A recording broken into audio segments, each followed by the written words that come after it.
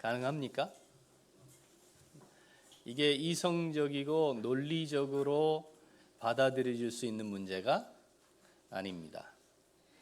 과학이 발달하고 또 의학기술이 발달할수록 더욱 그렇습니다. 이건 가능하지 않은 일입니다. 사람이 죽으면 그때부터 장기들이 제 기능을 할 수 없게 됩니다. 조여져 있던 모든 근육들이 풀어져서 몸에 있는 체액들이 다 밖으로 나오죠. 15분쯤 지나면 이제 완전히 혈액 순환이 정지합니다. 그러면 피부 색깔이 바뀌기 시작해요. 어떤 색으로 바뀌죠? 검게 바뀝니다. 그러다가 12시간쯤 지난 다음에는요, 보랏빛을 더 띠게 된대요. 그 이제 피부가 완전히 괴사 상태에 이르게 된 거죠. 3시간쯤 지나고부터는 온몸의 근육이 굳어져 버립니다. 그래서 딱딱해지기 시작합니다. 12시간이 지나고 24시간쯤 될 때부터는 이 몸에 있는 몸속의 미생물들이 온몸을 휘감습니다. 그러면서 서서히 썩기 시작합니다.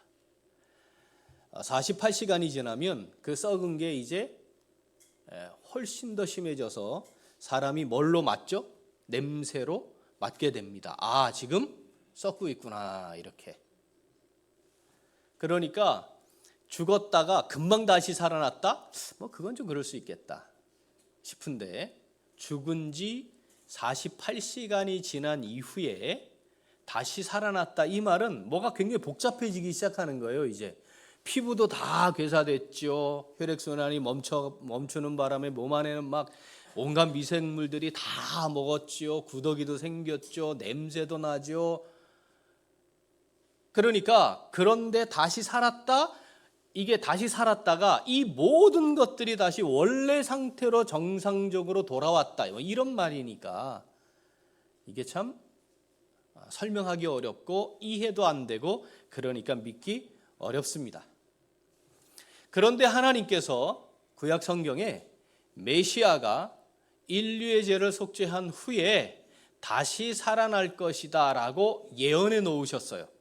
그러니까 하나님을 믿는 하나님의 사람들은, 이 구약 성경을 알고 있는 사람들은 뭘 인식하고 있는 거예요? 아, 썩지 않고 다시 살아날 것이구나라는 인식이 있었어요. 그런 사람들인데도 부활을 믿기가 어려웠습니다. 자, 예수님이 메시아인 줄 알았던 제자들마저도 믿기 어려웠습니다. 그래서 다른 제자들은 다 부활하신 주님 만났다 하는데, 자기는 그 자리에 없었기 때문에 나 믿지 못하겠다고 말한 도마도 있었죠. 내가 직접 확인하지 않고는 믿을 수 없어, 뭐 이런 겁니다. 그런데 진짜 이게 믿을 수 없는 사건인가요? 아니에요. 실제로요, 예수님이 부활하실 수 있구나, 그렇지, 예언한 대로 부활하시겠구나, 충분히 받아들일 수 있을 만한 실제 사건이 이미 있었습니다. 뭐죠? 나사로가 다시 살아난 겁니다. 자, 요한복음 11장 39절 한번 읽어보죠. 예수께서 이르시되 돌을 옮겨 놓으라 하시니 그 죽은 자의 누이 마르다가 이르되 주여, 죽은 지가 나흘이 되었음에 벌써 냄새가 나나이다. 아멘. 이미 썩기 시작한 거예요. 냄새 나기 시작했어요. 다 알게 됐어요. 굴 입구를 막았는데도 냄새가 새 나오고 있다는 뜻입니다. 예수님은 사흘 만인데 나사로는 나흘 만이었단 말이죠. 그런데 이 나사로가 다시 살았습니다. 다시 살아났는데 잠깐 살아났다가 죽었나요? 그렇지 않아요. 나사로가 실제로 생존에 있었단 말이죠. 그러니까 그 나사로의 다시 살아남을 보고 많은 사람들이 예수님을 믿었습니다. 그런데도 예수님의 제자들 중에 도마는 절대나 믿을 수 없어 라는 표현까지 할 정도로 죽은 사람이 다시 살아난다는 거 참 어렵습니다. 믿기 어렵습니다. 사랑하는 우리 귀한 식구들, 예수님 부활하셨나요? 지금 23분은 답을 안 하셨는데 예수님 부활하셨나요? 그렇습니다. 예수님이 부활하셨다는 사실을 믿지 않으면 우리의 믿음은 잘못된 믿음입니다. 예수님이 부활하신 것은 역사적 사건이었습니다. 역사적 사건이라는 말은 그 당대에 증거들이 있다는 뜻입니다. 이순신 장군이 거북선 만들었습니까? 네? 보셨어요? 어떻게 알아요? 당대에 그걸 확인한 사람들과 증거가 있기 때문이죠. 예수님이 부활하셨다는 것은 당대에 본 사람들이 있었고 확인한 사람들이 있었고 증거도 있었습니다. 증거가 얼마나 많이 남아 있었죠? 40일 동안 계시다가 승천하셨으니까 그 부활하신 예수님을 본 사람들도 많았고 그 증거들이 많이 남아 있었어요. 그러니까 예수님이 부활하셨다는 사실을 증거하는 기독교가 망하지 않은 겁니다. 만약에 이게 역사적 사실이 아니었다면 말입니다. 이 세상에 존재하는 3억 개 종교들이 무지무지하게 많은데 우리 모르잖아요, 다. 그것처럼 이스라엘 땅에 있었던 어떤 한 사람이 일어났다가 잠깐 사라졌대, 이런 정도로 남았을 거예요. 그런데 예수님의 부활이 역사적 사건이었기 때문에 그걸 부정할 수가 없었던 거죠. 자, 누가 가장 먼저 정확하게 확인할 수 있었나요?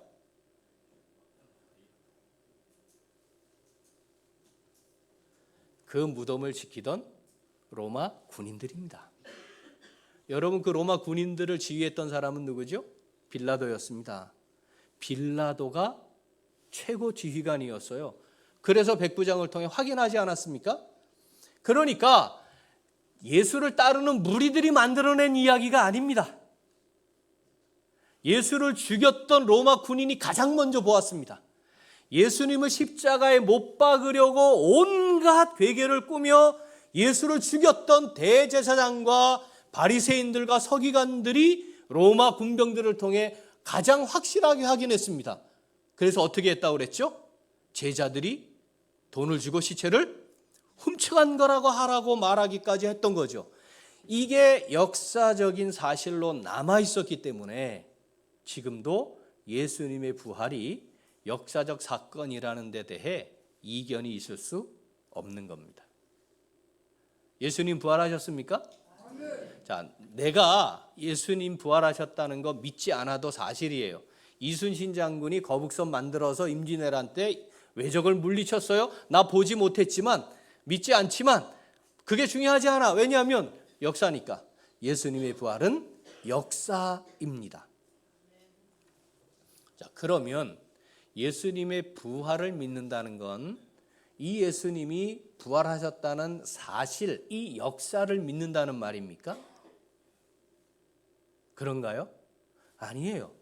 그것에 머무른다면 예수님의 부활을 믿는다는 말이 무슨 뜻인지 잘 모르는 겁니다. 예수님의 부활을 믿는다는 말은 예수님의 부활하심에 나도 똑같이 동참하게 될 것임을 믿습니다라는 말과 같은 의미입니다. 부활하신 예수님을 살아있는 내가 나의 삶 속에 그 주님과 연합함으로 살고 있습니다 라고 하는 말과 같은 겁니다. 그래서 이것을 죽은 이후에 누리게 될 것이 아니라 지금 누리고 있는 것이기에 이렇게 표현합니다. 따라할까요? 산소망. 네. 그래서 이것이 살아있는 소망입니다. 어떻게 되는 걸까요? 우리는 그럼 부활하면 어떻게 되는 걸까요? 우리가 지니고 있는 부활은 우리에게 어떤 이 시대에 내가 살고 있는 이 시점의 소망으로 다가오는 걸까요? 자, 고린도전서 15장 20절 같이 읽습니다. 그러나 이제 그리스도께서 죽은 자 가운데서 다시 살아나사 잠자는 자들의 첫 열매가 되셨도다. 아멘. 뭐가 되셨다고요? 첫 열매. 자, 첫 열매. 여러분, 이 나무가 뭔 나무인지 잘 모르겠는데 그 나무에 열매가 하나 딱 달렸어요. 보니까 포도예요. 그럼 이 나무는 뭐라고 불러요? 포도나무라고 부릅니다. 그 다음부터 무슨 열매가 맺힐까요? 포도 열매가 맺힐 겁니다. 그렇죠. 예수님이 첫 열매가 되셨다는 말씀은 이제부터 예수님을 믿고 예수님의 부활하심에 연합한 사람들은 앞으로 이렇게 될 거야 라고 하는 것을 보여주셨다는 겁니다. 그러면 그 주님과 부활하신 주님과 연합을 하여 산소망 가운데 사는 사람은 주님이 지금 어떻게 되셨는가를 보고 그것을 기대하며 살게 되는 것이다 라고 말씀하는 겁니다. 그럼 뭘 먼저 알아야 되겠어요? 주님이 부활하신 게 뭐였냐? 어떻게 되셨냐? 부활하심이 주님께는 어떤 결과를 가져왔냐? 도대체 그 부활은 어떻게 나타난 거냐? 뭘로 표현되는 거냐? 부활 이후의 삶은 어떠냐? 자, 이걸 알아야 되는 거죠. 자, 빌립보서 2장 9절부터 읽어보겠습니다. 이러므로 하나님이 그를 어떻게 하셨다고요? 지극히 높이셨대요. 지극히 높이셨대요. 지극히 높이셨는데 어떻게 해서 지극히 높아졌느냐가 그 다음부터 설명이에요. 자, 지극히 높여지셨어요, 주님이. 자, 읽어봅니다. 계속. 모든 이름 위에 뛰어난 이름을 주사 하늘에 있는 자들과 땅에 있는 자들과 땅 아래에 있는 자들로 모든 무릎을 예수의 이름에 꿇게 하시고 모든 입으로 예수 그리스도를 주라 시인하여 하나님 아버지께 영광을 돌리게 하셨느니라. 그를 지극히 높여서, 그죠? 지극히 높여서 하나님 아버지께 영광을 돌리게 하셨대요. 하나님 편에서는 뭐죠? 그를 지극히 높여서 영광을 받으셨다는 거예요. 예수님이 부활하셨다는 것은 하나님이 예수님을 높였고 그것을 통해 하나님이 영광을 받으신 사건이다, 이런 의미입니다. 지극히 높이실 때 어떻게 높이셨냐? 뛰어난, 모든 이름 위에 뛰어난 이름을 주셨고 그 이름 앞에 모든 무릎을 꿇게 하셨고 무릎을 꿇으면서 그 이름을 부를 때 어떻게? 주님이라고 시인하게 하심으로 하나님이 영광을 받으셨다는 거예요. 예수님이 다시 살아나셨다. 자, 이게 맞냐 틀리냐 실제냐 아니냐 그거 뭐 교회 다니는 것들 지들끼리 하는 얘기지. 이 수준에서 부활하셨다니까 사실이야 이 얘기를 하고 있는 게 아닙니다. 사실이니까 더 얘기할 필요 없어요. 예수님 부활하셨다는 사실, 그 사실을 인지하게 만들려는 게 아닙니다. 부활한 예수를 네가 믿고 있니? 그러면 말이다, 앞으로 너의 삶도 이렇게 될 거야. 그 부활한 예수를 네가 주라 시인하고 그 예수와 연합한 삶을 살게 된다면 내가 예수를 이렇게 한 것처럼 너에게도 이렇게 할 거란다. 이걸 네가 기대하며 살아가는 것이 이제부터 부활을 믿고 사는 너의 삶이야 라고 하나님이 선언하시는 거죠. 어떻게 하셨다고요? 모든 이름 위에 뛰어난 이름을 주셨대요. 인간 남송현, 이 이름이 뭐 그렇게 별거 아닙니다. 별거 아니죠. 그런데 주님과 연합한 남송현은 뛰어난 이름입니다. 여러분 혹시 이름 개명하고 싶으신 분 계시나요? 이 이름은요 내가 지은 게 아니에요. 여러분 이름이 마음에 안 드는 사람이 많습니다. 왜냐하면 그 이름 누가 지었어요? 부모님이 지었거든. 어느 순간 그냥 나를 불러서 내가 그 이름으로, 그 이름이 난 줄 아는 거지 내가 이 이름이 너무 좋아서 지은 이름이 아니에요. 그러니까 이 이름이 좋지 않은 사람들도 많아요. 그래 개명도 한단 말이죠. 그런데 하나님께로부터 받는 이름이 있는 거예요. 뭐예요? 예수와 연합한 하나님의 자녀 남송현이죠. 예수를 따라 살아가는 예수 그리스도의 종 남송현이죠. 예수 그리스도를 믿음으로 예수 그리스도를 위해 살아가고 있는 주인으로 모시고 살아가고 있는 제자 남성현이죠. 이 세상에서 받은 이름은 이 세상을 살아가는 데 필요한 이름으로 시작됐지만 이제부터 성도로 구원받은 하나님의 사람으로 시작된 이 이름은 하나님이 인정해 주시는 이름입니다. 그러니까 이 이름이 뛰어난 이름이고 하나님은 우리의 그 이름을 높여서 하나님 영광 받으시겠다는 겁니다.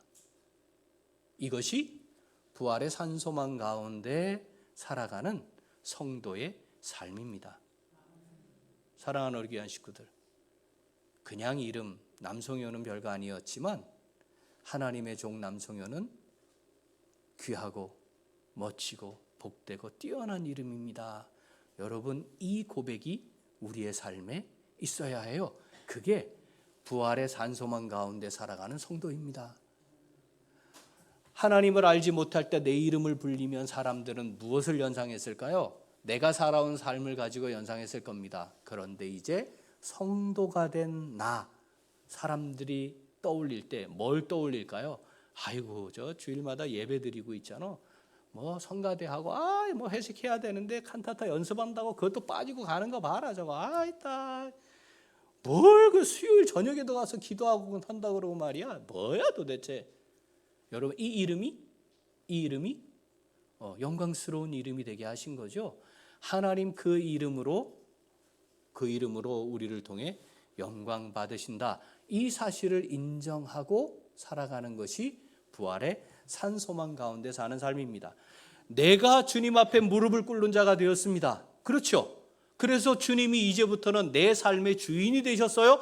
그 주님에 의해 내 삶이 결정될 것이고 인도함을 받을 것이고 내 삶의 마지막도 그 주님 앞에 가는 걸 것이라고 내가 믿고 사는 거거든요. 그렇게 사는데 하나님은 그렇게 살고 있는 나를 통해 또 예수님이 주님 되심을 선포하실 겁니다. 하나님 또 그래서 나를 통해 내가 주님이라고 고백하는 그 주님을 통해 또 영광 받으실 거거든요. 그러니까 이 땅에 우리의 삶이 하나님의 영광을 위한 삶으로 살아가게 되는 거죠. 내가 주님 시인하고 무릎을 꿇고 그 주님을 따라 살아감으로 하나님 영광 받으시는 거죠. 이것이 부활의 산 소망을 가진 성도의 삶이라고 우리에게 말씀하시는 겁니다. 아무도 안 알아줘요. 별로 안 알아줘요. 어디 가셨는데 어느 교회 다니십니까? 예, 선한이웃 우리 교회 다닙니다. 그러면 목사님이 남성현 목사님이십니다. 네. 이런 모른다는 뜻이에요. 그죠? 그 목사님 누군지 나 모르겠는데? 뭐 어디 목사님이야? 뭐 이런 거잖아요. 그죠? 근데 예를 들어 어디 교회 다니십니까? 이제 사랑의 교회. 사랑의 교회요? 그 옥하는 목사님 이름은 괜히 우쭐하잖아. 그죠? 나는 옥하는 목사님처럼 못 살면서 옥하는 목사님이 목회하는 교회 성도라는 것만 가지고도 뿌듯하잖아요. 알아주면. 하나님이 부활의 산소만 가지고 살아가는 우리를 알아주시겠다고 말씀하는 거예요. 있지 않니? 지금 네가 살아가고 있는 그 삶 내가 다 기억하고 있잖아. 내가 너를 지극히 높일 거야. 힘드냐? 고단하냐? 지치냐? 때로는 괴롭냐? 괜찮아. 내가 다 알고 있어. 그리고 말이다. 예수는 죽기까지 십자가 지기까지 복종했잖아. 그런데 비참한 죽음이었고 다른 사람들에게는 조롱거리가 되는 이름으로 죽은 거야. 십자가에 죽었으니까. 그런데 말이다. 내가 그를 지극히 높이신 것처럼 내가 다 알아. 네 마음 내가 다 알고 내가 널 지극히 높일 거야. 내가 너를 통해 영광 받겠다니까. 그러니까 걱정하지 마라. 내가 너를 기억한다. 이렇게 우리에게 말씀하시는 거죠. 사랑하는 우리 귀한 식구들, 하나님이 나를 기억하신 바 되어 이끌어가고 계심을 믿고 신뢰하며 믿음으로 살아가는 것, 이것이 부활의 산 소망을 지닌 성도의 삶인 줄 믿습니다. 이 산소망 가운데 거하는 우리 모두가 될 수 있기를 소원합니다. 자, 그러면 이 부활의 산소망 가운데 거하며 지극히 주님이 높여주신 것을 기억하고, 하나님이 이렇게 높이셨구나, 나를 이렇게 높이시겠구나, 뛰어난 이름을 주셔서 모든 무릎을 그 앞에 꿇게 하시고 주라시나게 하셨는데, 나를 통해서도 예수 그리스도가 주권자 되심을, 구주 되심을 선언하게 하시겠구나, 그래서 영광 받으시겠구나. 자, 이걸 믿고 그 산소망 가운데 살아가는 성도, 자, 그럼 어떻게 할까요? 어떻게 살아야 하겠습니까? 우리 같이 읽겠습니다.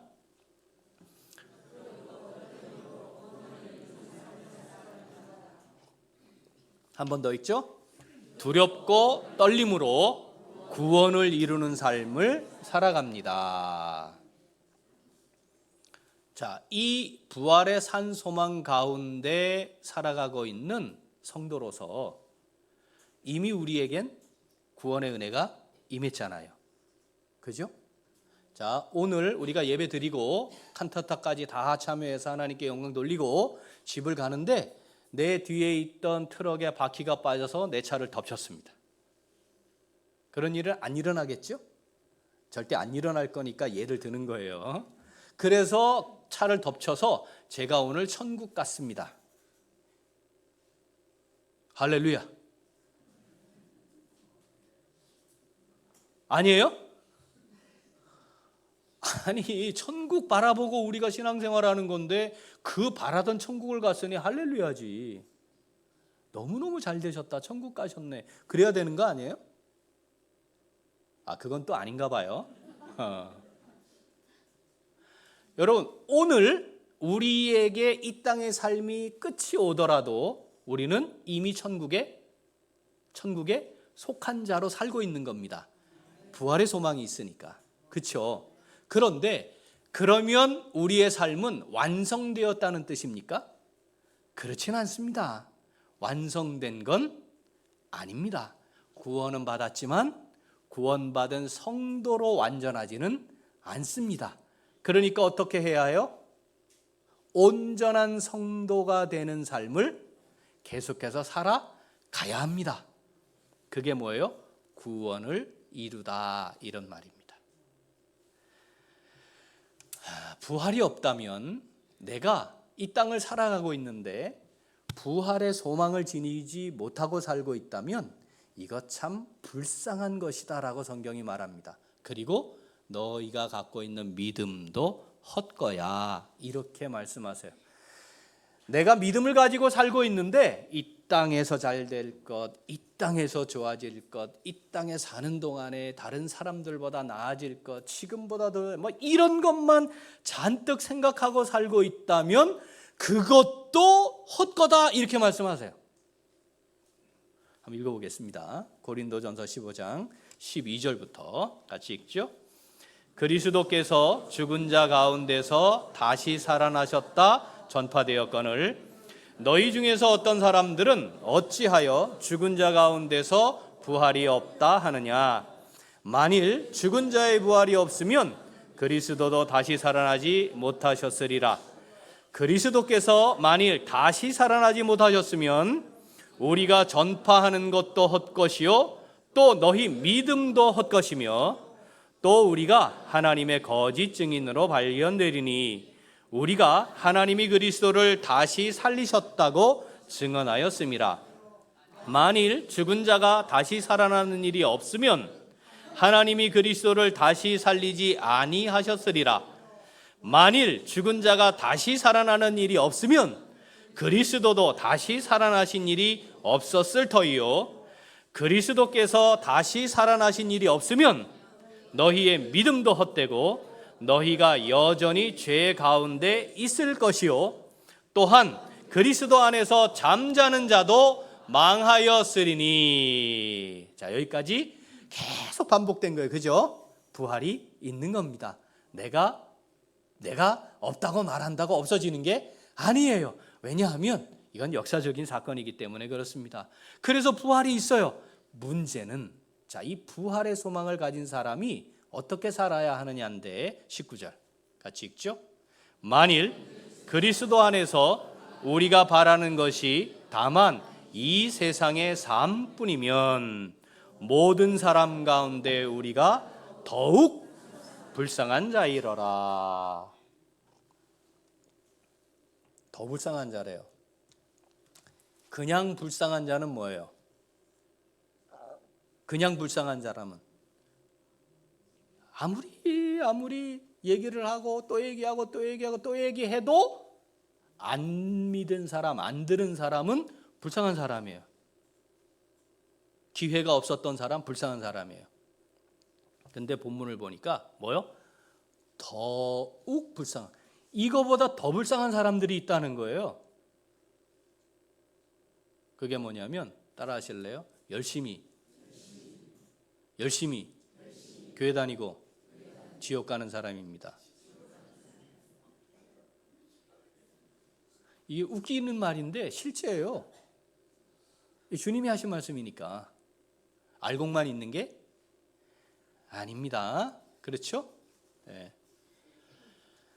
자, 부활을 믿는다고 말하면서 바라는 것이 다만 이 세상의 삶뿐이면 모든 사람 가운데 더 불쌍한 사람이래요. 자, 다시 부활하신 주님, 부활하셨죠? 알아요. 부활하신 주님 또 믿는다고도 해요. 제가 알죠? 부활하셨죠? 며칠 만에, 사흘 만에 부활하셨죠. 자, 이렇게 얘기를 해요. 그죠? 그렇게 말을 하면서 뭘 바라고 산다고요? 이 세상의 삶만 바라고 살면 모든 사람들 가운데서 더 불쌍한 사람이다, 이렇게 말하는 거예요. 우리 지난 한 주간만 돌아볼까요? 길게 볼 거 없이. 자, 지난 한 주간 슬프기도 했고 즐겁기도 했고 속이 터지기도 했고 어떻게 해야 될지 모르기도 했고 눈물 나는 일도 있었고 답답하기도 했고 이러지도 저러지도 못하는 상황도 있었을 겁니다. 뭐 때문에 그랬습니까? 기뻤을 때는 뭐 때문에 기뻤습니까? 슬펐을 때는 뭐 때문에 슬펐습니까? 이러지도 저러지도 못하게 만드는 상황 가운데서 가슴을 치고 답답해할 때는 뭐 때문이었습니까? 이 세상에 속한 것만이면, 이 세상에 속한 것 때문에만 그랬다면, 내가 지금 기대하고 바라고 또 기대하고 또 바라고 또 마음 쓰고 또 생각하고 때로는 하나님 앞에 기도하고 또 기도하고 바라고 하는 게 이 세상의 삶과 관계된 것뿐이라면 나는 안정감이 있고 불편함이 없고 잘 살고 있다고 느껴져요. 그런데 그게 하나님과의 영적 관계가 든든해서가 아니고 돈도 적당히 있고 건강도 적당히 있고 내가 하고 싶은 거 적당히 하고 살아가는데 문제가 없기 때문에 그렇다면 이 세상의 삶뿐이면 해당되는 겁니다. 주님 때문에 마음도 아팠고 내가 갈 천국 소망 때문에 괴롭지만 기쁨도 있었고 이 땅에서는 내가 이렇게 보잘것없지만 하나님 앞에 섰을 그때에는 이 세상에서 누리는 것과 비교할 수 없는 썩지 않고 더럽지 않고 새하지 아니하는 그 영광스러운 기업을 받을 것이기 때문에 감사했고, 그런데 또 하나님 말씀 앞에 엎드려 나의 부족함과 연약함 때문에 하나님 앞에 내 마음을 쏟아내는 시간이 있었고, 하나님 지금은 이렇지만 제가 정말 기대하고 바랍니다. 하나님 고단하지만 하나님 저를 위해 예비해 놓으신 그곳을 제가 바라보고 있습니다. 그래서 나의 소망이 여전히 하나님께 있는 것임을 고백하는 시간이 있었다면 우리가 바라는 것이 이 세상의 삶뿐이 아니라는 것이 확실해지는 겁니다. 우리의 기대와 소망은 도대체 어떤 것입니까?